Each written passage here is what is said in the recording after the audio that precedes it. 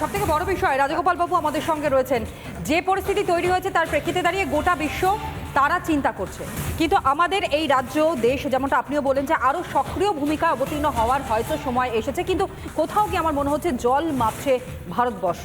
এখনো পর্যন্ত হয়তো সেই সময়টা এসে পৌঁছয়নি, এখনো পর্যন্ত সময় দেওয়া হচ্ছে যাতে নিজেদের ভুলটা শুধরে নেওয়া হয়, কিন্তু সেই ভুল কি শুধরাবে ইউনূস প্রশাসন মনে হয় আপনার? দেখুন, ভারত সরকার যেটা ভুলটা করছে, ওরা ভেবেছে যে কোনো উত্তেজনা থাকলে সেটা নিজে নিজেই থেমে যায়। কিন্তু খেয়াল রাখতে হবে যে যারা এখন বাংলাদেশ চালাচ্ছে তারা কোনো নির্বাচিত সরকার নয়, তাদেরকে বসানো হয়েছে উইথ এ সিঙ্গেল এজেন্ডা হচ্ছে হিন্দু শূন্য কর। এই এজেন্ডাই তারা রয়েছে। আমি এই হিন্দু শূন্য করার জন্য যে বুদ্ধিমত্তা লাগে আমরা সবাই জানি এটা আসল পলিসি নয়, এটা কখনোই মানুষকে হেল্প করতে পারে না। কিন্তু তারা সেই দিকেই যাচ্ছে। যেভাবে হিন্দুদের উপর আক্রমণ করা হচ্ছে আপনি দেখছেন, ব্রিটিশ পার্লামেন্ট বলছে যে হিন্দুদের উপর আক্রমণ করছে, কিন্তু আমাদের দেশে দেখা যাচ্ছে বাংলার নেতারা, অনেক নেতারা যারা শাসনে আছে তারা কিন্তু হিন্দু শব্দটা ব্যবহার করতে তাদের লজ্জা লাগছে। এমনই একটা পরিস্থিতি আমাদের এখানে রয়ে গেছে যে সরকার কি করে হিন্দু শব্দ ব্যবহার করতেই তাদের যে এত অনীহা যদি থাকে, এত যদি ভয় থাকে, ভোট হারাবার যদি তাদের এতই দুঃস্বপ্ন থেকে থাকে, তাহলে তারা তো কখনোই বাংলাদেশের এই অবস্থায় তারা কিছুই করে উঠতে পারবে না। এমন প্রস্তাব দেবে যেগুলো কখনোই কার্যকরী না, আজগুবি, কাল্পনিক। কেউ সমস্যা সমাধানে নেই। কেন্দ্রকে এগিয়ে আসতেই হবে। রাজগোপাল বাবু, একদম সময় কম, আমি একবার ঝন্টু বাবুর কাছে যাব। ব্রিটিশ পার্লামেন্টে সরাসরি চিন্ময় কৃষ্ণ প্রভুর নাম নেওয়া হচ্ছে, হিন্দুদের উপর আক্রমণের বিরুদ্ধে নিন্দা হচ্ছে, গোটা বিশ্ব জেনে গিয়েছে। বাংলাদেশের পরিস্থিতি গোটা বিশ্ব জানে। কট্টরপন্থীরা মূর্খ, বুঝতে পারছে না, নাকি ইচ্ছা করে করছে? না, ইচ্ছা করে করছে। ব্রিটিশ পার্লামেন্ট করতে পারছে, আর আমাদের দেশের পার্লামেন্ট, আমাদের দেশের তথাকথিত সেকুলার বিরোধী দলগুলো জরাগ্রস্ততায় ভুগছে। এটাই আশ্চর্যের, যেটা যাদের আগে করা উচিত।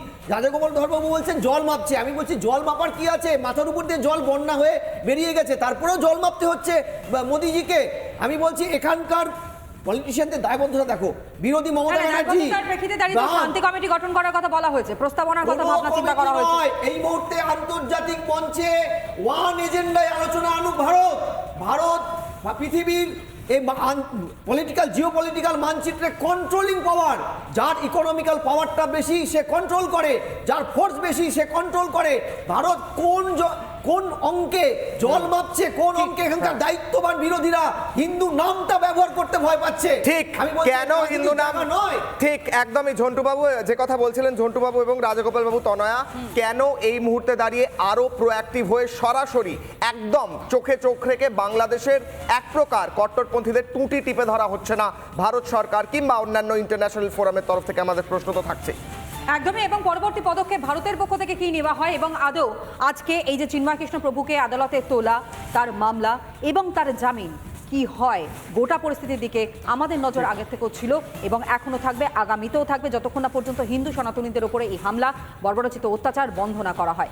আজ রাজগোপাল বাবু, আপনার কাছে একটু জানবার চেষ্টা করি, ক্রমাগত বাংলাদেশের যা পরিস্থিতি, সেই পরিস্থিতির নিরিখে দাঁড়িয়ে কি মনে হচ্ছে?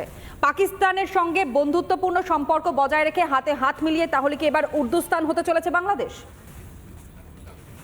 না, দেখুন, স্বপ্ন অনেকে দেখে, এখন যে স্বপ্ন বাস্তবায়িত হওয়ার নয়। আর পাকিস্তান এমনই একটা স্টেট, সে প্রায় নিজেই শেষ হবার অবস্থা। তার সঙ্গে বাংলাদেশ যদি এই সময় কোনো মিলন করে, কোনো সন্ধি করে, এটা বাংলাদেশের পক্ষে খুব একটা সুবিধে হবে না, পাকিস্তানেরও সুবিধে হবে না। কারণ এই জায়গায় দাঁড়িয়ে যেটা প্রয়োজন, বাংলাদেশের সব স্বপ্ন ধূলিসাৎ হতে পারে যদি ভারতবর্ষ আরেকটু প্রোঅ্যাক্টিভ হয়। কিন্তু ভারতবর্ষের যে ব্যাপারটা হচ্ছে যে আমাদের ওদের সঙ্গে প্রায় $16 বিলিয়ন ব্যবসা বাণিজ্য হয়।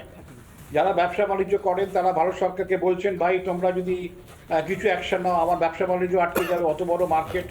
ভারতবর্ষের যারা বিনিয়োগকারী তাদের $3 বিলিয়ন ইনভেস্টমেন্ট হয়ে আছে, ডাইরেক্ট ইনভেস্টমেন্ট হয়ে আছে নানান সম্পত্তি উৎপাদনমুখী ব্যবস্থায়। তারা ভারত সরকারকে বলছে, ভাই অ্যাকশন নিও না, আমাদের সব সম্পত্তি যাবে। এখন ব্যাপারটা হচ্ছে যে ভারত সরকারের যে দায়িত্ব, সিএএতে পরিষ্কার সে বলছে যে হিন্দুদের রক্ষা করার তার দায়িত্ব বলেই সে সিএএ তৈরি করেছে। এই জায়গায় দাঁড়িয়ে নীরবতাই বুঝিয়ে দেবে যে ভারতবর্ষ অনেকটাই মানে সে সরব হতে চাইছে না। আমরা দেখেছিলাম আমাদের প্রধানমন্ত্রী খুবই অ্যাক্টিভ মানুষ, অ্যাকশনে বিশ্বাস করেন। নরসিংহ রাও যখন বলেছিলেন লুকিস্ট, উনি বলেন না লুকিস্ট না অ্যাক্টিস্ট। পরবর্তীকালে আমরা দেখলাম যে ইন্দিরা গান্ধী যখন বাংলাদেশে যেভাবে অ্যাক্ট করেছিলেন, কিন্তু আমাদের নরেন্দ্র মোদী কিন্তু উনি he is only looking at Bangladesh, কিছুই হচ্ছে না। তারপরে এই সাহসগুলো যেগুলো পাচ্ছে, এই সাহসগুলো হচ্ছে ভারতের নীরবতা থেকে সাহস আসছে। সুতরাং ভারতবর্ষকে দেখুন, ভারতবর্ষ যদি রাজাগোপাল বাবু, আপনি বলছেন ভারতকে আরো দৃঢ় হতে হবে। রাজাগোপাল বাবু, আমি অ্যাডিশনাল একটা প্রশ্ন করব। আজকে অত্যন্ত গুরুত্বপূর্ণ দিন। আজকে চিন্ময় কৃষ্ণ প্রভুকে লোক দেখিয়ে ওরা আদালতে নিয়ে আসবে এবং সেখানে দেখাবে যে যেন একটা চেষ্টা চলছে শুনানির, কিন্তু কোনো আইনজীবী ওনার পক্ষে দাঁড়াতে পারছেন না। তার কারণ হচ্ছে যে আইনজীবী দাঁড়াচ্ছেন তার চেম্বার ভাঙচুর হচ্ছে, তার বাড়ির লোককে তুলে নিচ্ছে, তার বিরুদ্ধে মিথ্যে মামলা দিচ্ছে। আইনের নামে প্রহসন গোটা বিশ্ব কবে দেখবে? না দেখুন, যেটা তো পরিষ্কার যে আজকের ওরা দেখাতে চাইছে যে দেখো আমাদের আমরা চিন্ময় প্রভুকে আমরা আদালতে নিয়ে এসি, আদালত ছাড়ছে না। অর্থাৎ আদালত যাতে না ছাড়ে তার জন্যই দেখা যাচ্ছে কি যে এই সমস্ত ওরা যে আইনজীবী ছিলেন, একজন তো দেখা যাচ্ছে যে তাকে এমন মেরেছে যে আইসিইউতে আছে, এবং তারপরে দেখা যাচ্ছে ওদের সোশ্যাল মিডিয়া এমনভাবে সে নানান ধরনের কাউন্টার মিথ্যা প্রচার করছে, সেগুলো ভারতবর্ষে এসে পৌঁছচ্ছে। আমাদের ভারত সরকার তো সেগুলো আটকাতে পারছে না। বাংলাদেশে তৈরি যে সমস্ত সোশ্যাল মিডিয়া ভ্রান্তিপূর্ণমূলক খবর দিচ্ছে, বিদ্বেষমূলক খবর দিচ্ছে, সেগুলো কিন্তু তারা ভারত সরকার আটকাতে পারছে না। যাই হোক, এই আজকে কিন্তু বাংলাদেশ চাইবে যে বিশ্বের কাছে বলা যে আমরা কিছু করিনি, উনি অপরাধ করেছেন, উনি একজন আইনজীবীকে মেরেছেন, এই মিথ্যা অভিযোগ থাকবে। উনি দেশদ্রোহিতা করেছেন, তাই দেশের আইন অনুযায়ী উনি শাস্তি পাচ্ছেন, সরকার এতে নেই। সুতরাং এই জায়গায় দাঁড়িয়ে ওরা কিন্তু যেভাবে চলছে অত্যন্ত বুদ্ধিমত্তার সঙ্গে ওদের যে এজেন্ডা, সেই এজেন্ডার দিকে চাইছে। ওরা কিন্তু হিন্দু শূন্য করবেই। ভারত সরকার এতদিন নীরব আছে, আজকে তো নেই। আপনি বুদ্ধিমত্তার কথা বলছেন, সত্যি কি ইউনূস প্রশাসন তারা বুদ্ধি নিয়ে চলছে? যদি বুদ্ধি নিয়ে চলে তাহলে নিজের পায়ে নিজে কুরুল কি কোনো সময়ের জন্য মারে? এই যে সমস্যার কথা বলা হচ্ছে, সেই সমস্যাটা জিয়ে রাখা, সেটা হয়তো তাদের রাজনৈতিক একটা ফায়দা হতে পারে, তাদের হয়তো একটা চক্রান্ত হতে পারে যে না, বাংলাকে সম্পূর্ণভাবে এই বাংলাদেশের সঙ্গে, বাংলাদেশের মধ্যে থেকে বাংলাকে সরিয়ে দিয়ে সেখানে হয়তো উর্দু স্থাপন করা। কিন্তু আমার কাছে একেবারে স্পেসিফিক প্রশ্ন, হিন্দু শূন্য করা একদমই। কিন্তু ঝন্টুবাবু, আমার কাছে প্রশ্ন শুধুমাত্র এই কারণের জন্য যে হিন্দু আইনজীবীরা তারা মার খাচ্ছে, তাদের বাড়িতে ভাঙচুর চালানো হচ্ছে, তাদের দপ্তরে ভাঙচুর চালানো হচ্ছে, তাদেরকে রীতিমতন পেটানো হচ্ছে, তা তো নয়। মুসলিম সম্প্রদায়ের যারা রয়েছেন, যারা এই অত্যাচার করতে আসে, তারাও সওয়াল করলে হিন্দুদের হয়ে তাদেরকেও এরকম ভাবে হেনস্থা করা হচ্ছে, তাহলে বিষয়টা কোন জায়গায় যাচ্ছে? না, এটা হচ্ছে বৃহত্তর ইসলামিক ক্যালিফাট গঠনের একটা প্রক্রিয়া।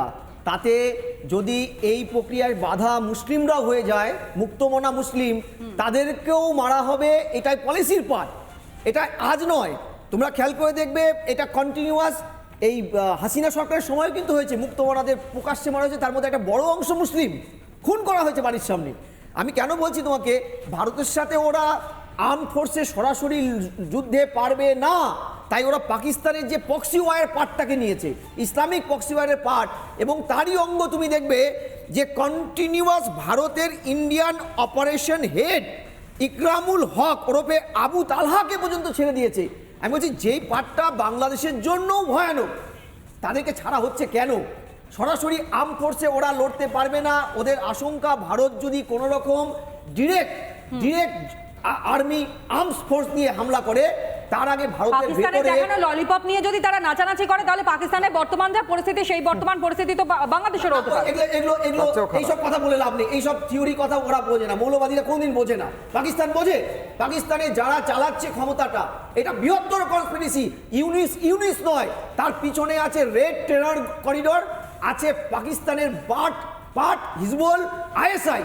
এই বগল তোলায়ের পার্টটা এরা সাধারণ মানুষকে যে বলছে না, মানে আমি খেতে পাবো কি না পাবো সেটা বিষয় নয়, আমি বিরোধিতা করব, এরকম একটা ব্যাপার। পাক অকুপাইড কাশ্মীর একটা ইউনিভার্সিটি নেই বেশ, কিন্তু নানা ধরনের কন্টেন্ট দেখার জন্য লাইক করুন, শেয়ার করুন আমাদের ফেসবুক পেজ, সাবস্ক্রাইব করুন আমাদের ইউটিউব চ্যানেল। পাশাপাশি অন্যান্য ব্রেকিং নিউজের জন্য অবশ্যই চোখ রাখুন রিপাবলিক বাংলায়।